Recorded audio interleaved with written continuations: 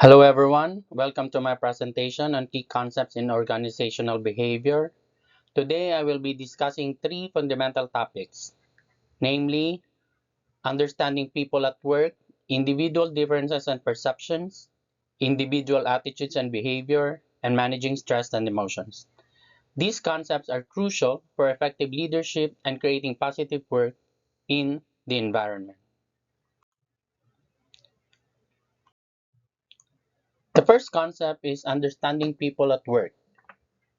The concept of understanding people at work is crucial in the workplace as it enables the recognition of diverse motivation and behaviors among team members. This understanding forms the basis of fostering an engaging and productive work environment. By gaining insight into the individual drivers of each team member, we can customize our management approach to effectively support their personal growth and professional success. This concept has significantly enhanced my capacity to empathize with colleagues, empowering me to develop and tailor and impactful management strategies. So how about individual differences and perceptions? I'd like to emphasize the importance of individual differences and perceptions. This concept plays a critical role in building an inclusive workplace culture. By acknowledging and appreciating the diverse perspectives of each employee offers, we can foster creativity and innovation within the team.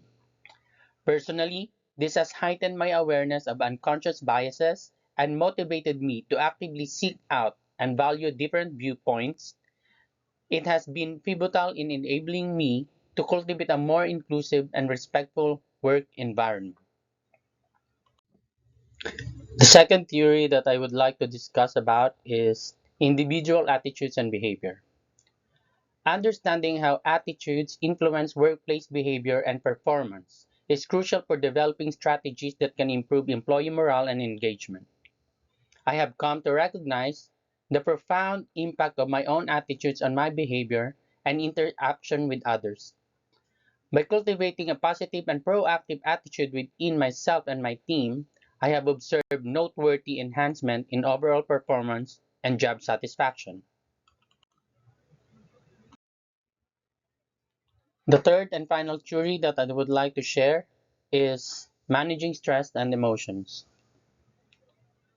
Understanding the effective management of stress and emotions is of paramount importance for the well being and productivity of a workforce, particularly in light of the escalating challenges surrounding workplace stress and mental health. This principle has enlightened me about the significance of striking a healthy balance between work and personal life, leading to a noteworthy enhancement in my ability to understand and manage emotions, as well as to cope up with stress. By prioritizing the emotional wellness of individuals, we can cultivate a work environment that is more supportive and better equipped to handle adversities.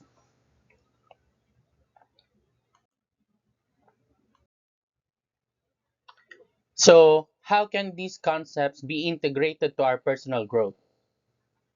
Understanding and integrating these key concepts has truly helped me grow, and it will help me grow better and to become an effective leader.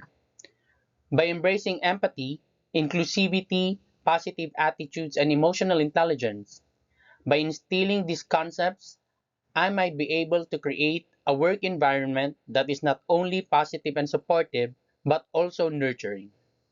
For instance, implementing flexible work arrangements, conducting bias training, and promoting positive attitudes and inclusive team building activities will play a significant role in fostering a more engaged and productive team.